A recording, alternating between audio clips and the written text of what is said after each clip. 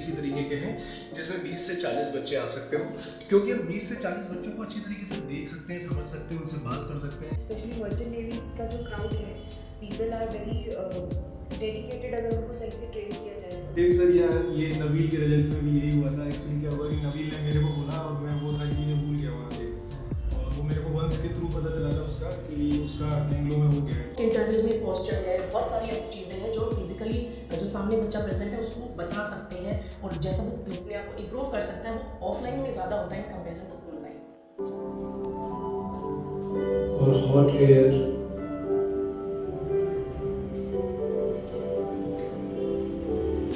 is coming from the right nostril.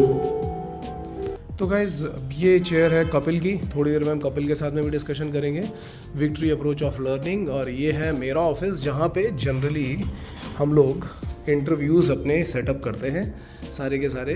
ये हमारा setup है, ये मेरा चेयर है, इधर पे ही बैठ कर के हम सारे इंटरव्यूज़ प्लान करते हैं। और यहाँ पे लगे हुए हैं सारे के सारे रिज़ल्ट्स। देखो इस रिज़ल्ट में आपको दिखाई पड़ रहा होगा, ऊपर एक बच्चा है जिसने कुछ दिन पहले ही डबल स्टैंडर्ड शो किया था, और बहुत लोग बोल रहे थे कि तुम्हारे पास रिज़ल्ट है ही कहाँ, तुम्हारे पास रिज़ल्ट है ही कहाँ। तो ये देखो हमारे पास 23 बैच के रिज़ल्ट्स हैं सारे के सारे, आप ध्यान से देख सकते हो। और हाँ, इसके ऊपर एक चीज़ और भी है, एक बहुत इंपॉर्टेंट चीज़ ये है कि इन सारे के सारे रिज़ल्ट्स के ऊपर, तो इन सारे रिज़ल्ट्स के ऊपर मैं बहुत ही जल्दी एक वीडियो लेकर के आने वाला हूँ जिनके बारे में मैं सारी इन्फॉर्मेशन दूंगा। कौन सा बच्चा कहाँ पे है, पहले मैं दिखाऊंगा कि देखो ये बच्चा हमारी क्लास में था, फिर मैं ये दिखाऊंगा कि बच्चा कौन से इंस्टीट्यूट में है, क्या कर रहा है, क्या नहीं कर रहा है, सारी की सारी चीज़ें मैं आपको दिखाऊंगा।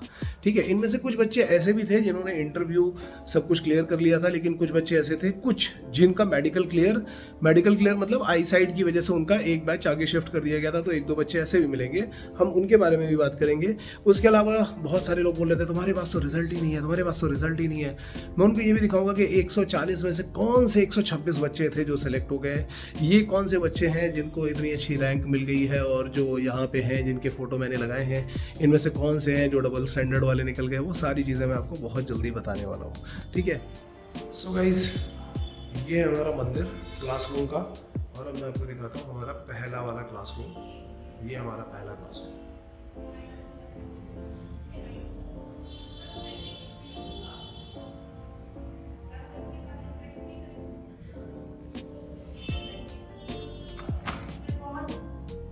ये रेडियस तो ये आर है, मतलब दोनों करंट्स के बीच का, दोनों करंट कैरिंग कंडक्टर्स के बीच का डिस्टेंस वो है। इसकी साइड में हमारा कॉन्फ्रेंस रूम, जहाँ पे जनरली टीचर्स और स्टूडेंट्स कॉन्फ्रेंस रूम में रहते हैं, और कभी कभी यहाँ पे इंटरव्यू भी कंडक्ट करते हैं। सबसे पहले यार हम बात करते हैं सत्यम से। सत्यम यार बताओ अपने बारे में थोड़ा सा, तुमने क्या क्या किया है और यहाँ पे क्या क्या कर रहे हो? अभी तो मैं फिलहाल आपके साथ हूँ यहाँ पे एज अ इंग्लिश टीचर, और जो भी सपोर्ट टीम होती है इंटरव्यू के लिए, बच्चों के लिए जो भी हेल्प होता है। वैसे मैं एक डे केयर हूँ, शिपिंग कॉर्पोरेशन ऑफ इंडिया से स्पॉन्सर्ड हूँ, और अभी फिलहाल जनरली बच्चों के साथ ही बैठ के उनकी प्रिपरेशन के लिए क्लासेज वगैरह अटेंड करता हूँ। और तुम कौन सा सब्जेक्ट हैंडल कर रहे हो बच्चों के लिए एज अ मेंटर? सर अभी तो फिलहाल सबसे मेरा मेन जो है वो इंग्लिश का है, और साथ में इंटरव्यू प्रिपरेशन के लिए भी है, साइकोमेट्रिक टेस्ट वगैरह के बारे में भी है। ठीक है, तो जनरली जितने भी बच्चे हैं जिनका मॉक इंटरव्यूज होता है, उनके कुछ मॉक इंटरव्यूज रीटा मैम लेते हैं, कुछ तुम लेते हो, कुछ कीर्ति मैम लेते हैं, कुछ मैं भी लेता हूँ, और साथ में ये इंग्लिश की भी प्रिपरेशन कराता है। ठीक है, तो गाइस अब मैं आपको दिखाता हूँ अपना दूसरा क्लासरूम। ये है दूसरा क्लासरूम, इसको ध्यान से देख लो यार। और बच्चे जनरली यहाँ पे बैठ करके पढ़ाई भी करते हैं, रात में 12 बजे तक ये खुला रहता है, तो बच्चे यहाँ बैठ करके पढ़ाई भी करते हैं। यहाँ पे भी मोरलेस सेम ही सेटअप है, बस यहाँ पे ये वाइट बोर्ड लगा हुआ है। अभी हमने यहाँ पे वाला बोर्ड नहीं लगाया है जो आपने दूसरे क्लासरूम में देखा होगा। बाकी पूरा सेटअप जो है, कैमरे का सेटअप और ये सारी चीज़ें बिल्कुल उसी तरीके की है। क्लासरूम का अगर आप साइज़ देखोगे तो आपको बहुत अच्छी तरीके से दिखाई पड़ेगा कि ये मुश्किल से 20 बच्चों का क्लासरूम है, इससे ज़्यादा इस क्लास में अकोमोडेट नहीं किया जा सकता है बच्चों को। सो this is the second classroom. जो क्लासरूम बनाए हैं हमने, जितने भी क्लासरूम बनाए वो जनरली इसी तरीके के हैं जिसमें 20 से 40 बच्चे आ सकते हो, क्योंकि हम 20 से 40 बच्चों को अच्छी तरीके से देख सकते हैं, समझ सकते हैं, उनसे बात कर सकते हैं, ये पता चल सकता है कि वो अच्छा कर रहे हैं या ख़राब कर रहे हैं। ऐसा कुछ भी नहीं कि एक क्लास में हमने 100 बच्चे भर दिए हों या 200 बच्चे भर दिए हों, वो वाली कोई भी चीज़ यहाँ पे नहीं है। हाँ, ये ज़रूर है कि अभी यहाँ पे हमने वाइट बोर्ड लगा रखा है, बाकी सारी चीज़ें सेम है ताकि रिकॉर्डिंग अच्छी तरीके से की जा सके। बाकी सब कुछ ठीक रखा हुआ है पहले के जैसा ही। बस एक वाइट बोर्ड है जो कुछ दिनों के बाद चेंज हो जाएगा। यहाँ पे बच्चे बैठ करके जनरली रात में सेल्फ स्टडी भी करते हैं। क्लासेस खत्म होने के बाद 6 बजे से लेकर के रात में 12 बजे तक के लिए उनके पास चॉइस होती है। 12 बजे हम इसको बंद करवा देते हैं। सो गाइस, अब मैं आपको दिखाऊंगा कि हमारा कोचिंग फ्रंट से कैसा दिखाई पड़ता है। फ्रंट से मतलब जब आप बिल्डिंग में प्रेमाइसेस में एंटर करोगे तो हमारा कोचिंग इंस्टीट्यूट आपको कैसा दिखेगा।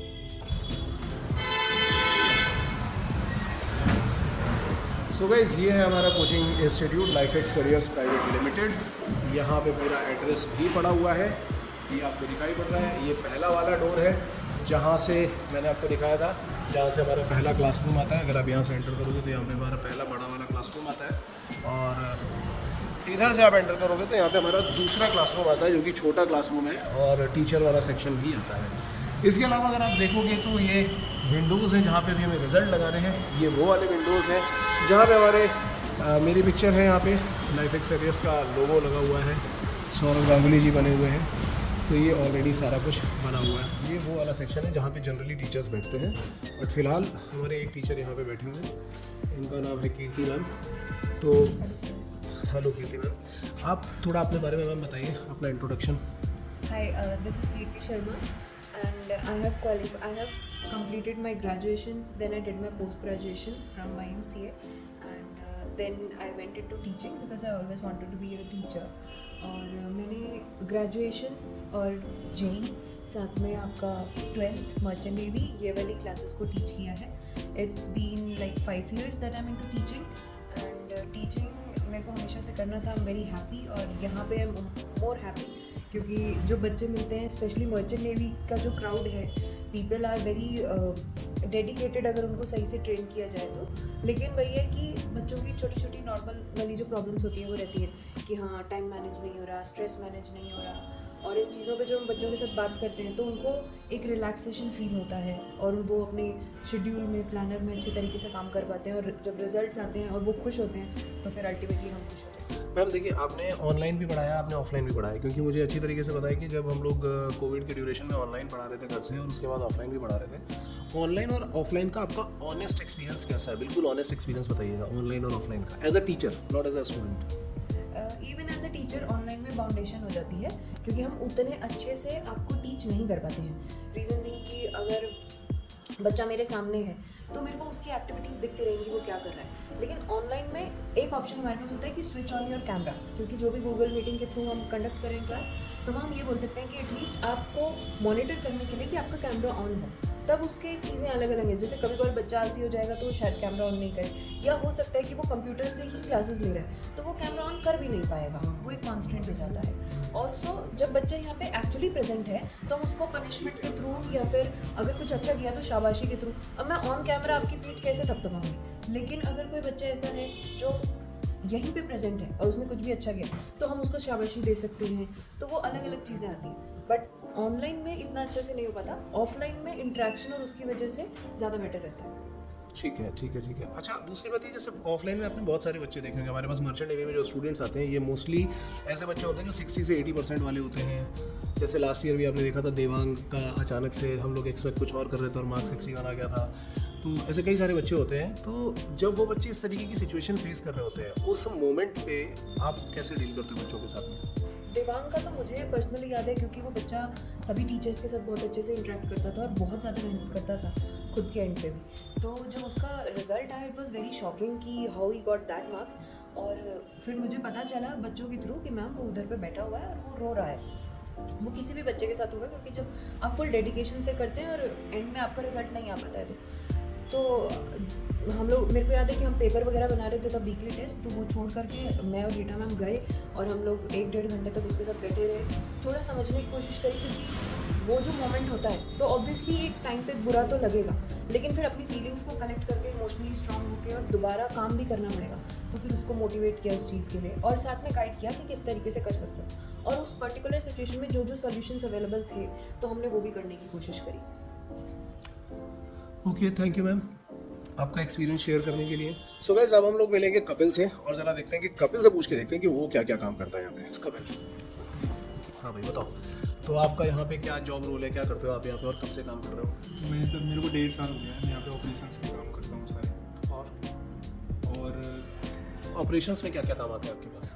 जैसे कि सर क्लासेज का लिंक शेयर हो गया, अटेंडेंस हो गया, प्लानर चेक करना हो गया, बच्चों के रिजल्ट्स हो गया, बच्चों के काउट्स हैं, टेस्ट कंडक्ट कराना है, बाकी के होमवर्क चेक करना है, ये सारे काम।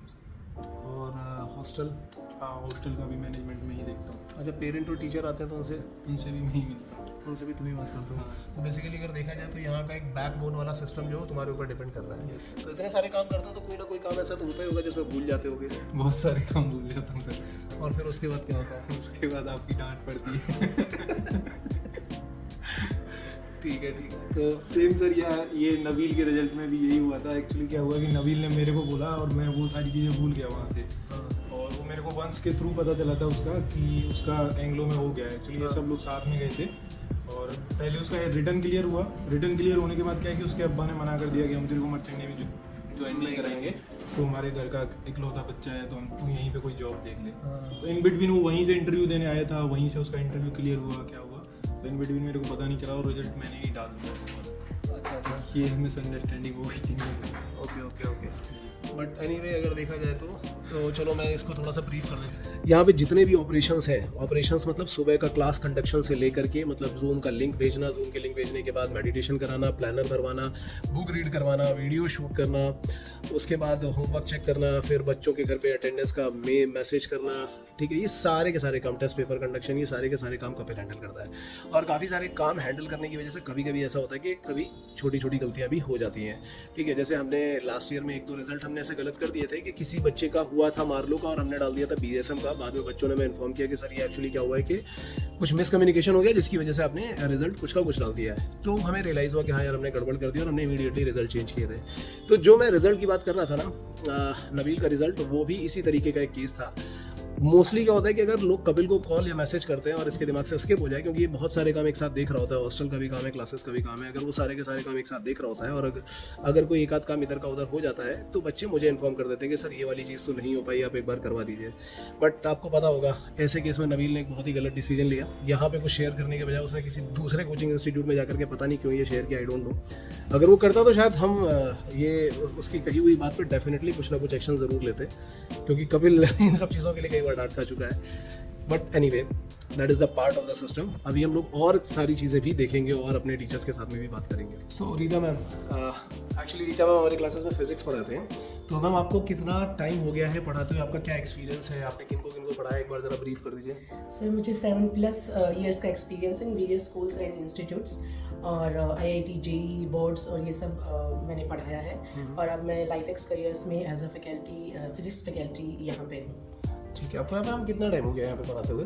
यहाँ सर मुझे 1.5 years हो गया। 1.5 years हो गया। और आपका स्टूडेंट्स के साथ में कैसा एक्सपीरियंस है? यहाँ पे जो बच्चे आते हैं उनको पढ़ाने के लिए आपका कैसा एक्सपीरियंस रहा है? सर अच्छा एक्सपीरियंस रहा है। स्टार्टिंग में कहीं भी आप एक नई जगह जाते हो तो थोड़ा सा आपको मॉडिफाई करना होता है अपने आप को, लेकिन फिर धीरे धीरे इतना अच्छा एक इंटरेक्शन होता है एज ए मदर और टीचर वाला जो एक्सपीरियंस है मैंने वो यहाँ फील किया है। अच्छा मैम, जैसे इसको हम जेई के साथ में कंपेयर करते हैं ना, कि बहुत लोग बोलते हैं कि जेई के जैसा पढ़ाना पड़ता है या जेई के जैसा हम लोग पढ़ाते हैं, या जेई से कंपेयर किया जाए MUCD का जो पैटर्न है उसको आप कैसे कंपेयर करोगे इस पर? ये जेई जैसा है या जेई से कम है, क्या है? सर थोड़ा सा अगर पेपर के हिसाब से बात करते हैं तो थोड़ा सा लेवल कम है, लेकिन हम जो पढ़ाते हैं वो उसी लेवल का पढ़ाते हैं कि अगर हम एक स्टेप ऊपर उनको वो पढ़ा रहे हैं तो जब वो IMCT का पेपर देने जाते हैं तो वो थोड़ा सा उनको ईजी लगता है। ठीक है। नहीं, लेकिन जैसे पेपर का पैटर्न है, मतलब जेई में तो जनरली काफ़ी बड़े क्वेश्चंस आते हैं, बट यहाँ पे जो क्वेश्चंस आते हैं उनके क्वेश्चन का लेवल कैसा होता है? मॉडरेट है सर, उससे कम है, मतलब काफ़ी कम है उससे। ठीक है। अच्छा, और आपका ऑनलाइन और ऑफलाइन को लेकर के एक्सपीरियंस कैसा रहा है? क्योंकि आपने दोनों चीज़ें पढ़ाई हैं, जहाँ जहाँ पे टाई अप रहे वहाँ भी पढ़ाई है, तो उसमें कैसा एक्सपीरियंस रहा आपका? सर बहुत ज़्यादा डिफरेंस होता है ऑनलाइन और ऑफलाइन में, और ये हम क्लासेस में भी बोलते हैं, क्योंकि ऑनलाइन में क्या होता है हमारा वो जो एक्चुअल इंटरेक्शन होती है, फिजिकल इंटरेक्शन जो होती है वो नहीं हो पाती ऑनलाइन स्टूडेंट्स के साथ, जबकि हम टीचर सेम होते हैं, सेम चीज़ें करवा रहे हैं, सेम सिलेबस है, सब चीज़ें सेम है, लेकिन फिर भी एक जो सामने बच्चा बैठा है ऑफलाइन में उसके साथ इंटरेक्शन डिफरेंट होती है। हमें सामने बच्चा दिख रहा है, उसको हम डांट सकते हैं, वो सोने की कोशिश कर रहा है या शरारत कर रहा है या नहीं पढ़ने में ध्यान दे रहा है तो उसको हम समझा सकते हैं, सामने हमें दिख रहा होता है वो। लेकिन ऑनलाइन में बेशक कैमरा ऑन है फिर भी हम इतना इंटरेक्ट उसके साथ नहीं कर पाते हैं, और ये डिफरेंस बहुत ज़्यादा हो जाता है जब इंटरव्यूज़ की बात आती है। मॉक इंटरव्यूज़ में पोस्चर है, बहुत सारी ऐसी चीज़ें हैं जो हम फिजिकली जो सामने बच्चा प्रेजेंट है उसको बता सकते हैं, और जैसा वो अपने आप को इम्प्रूव कर सकता है वो ऑफलाइन में ज़्यादा होता है in comparison to online.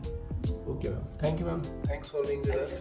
Thank you so much. तो दोस्तों ये है कुलदीप सर जो हमारे यहाँ एप्टीट्यूड एंड मैथमेटिक्स लेते हैं बच्चों के लिए। तो सर आप पहले तो ये बता दीजिए कि आपका क्या एक्सपीरियंस है, क्या बैकग्राउंड है और क्या एक्सपीरियंस है।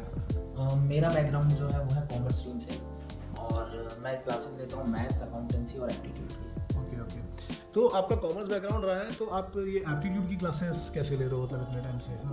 मैथ्स है मेरे पास, तो मैथ्स मैंने शुरू से ही पढ़ा है। अच्छा, कितना टाइम हो गया आपको पढ़ाते हुए? मुझे ऑलमोस्ट 18 ईयर्स हो गए पढ़ाते हुए। 18 ईयर्स हो गया पढ़ाते हुए आपको, ठीक है, दैट इज़ ग्रेट। अच्छा, अभी जो IMUCT का एक्सपीरियंस है, क्योंकि आपने बहुत अलग अलग एग्जामिनेशंस के लिए पढ़ाया, IMUCT का आपका एक्सपीरियंस कैसा है?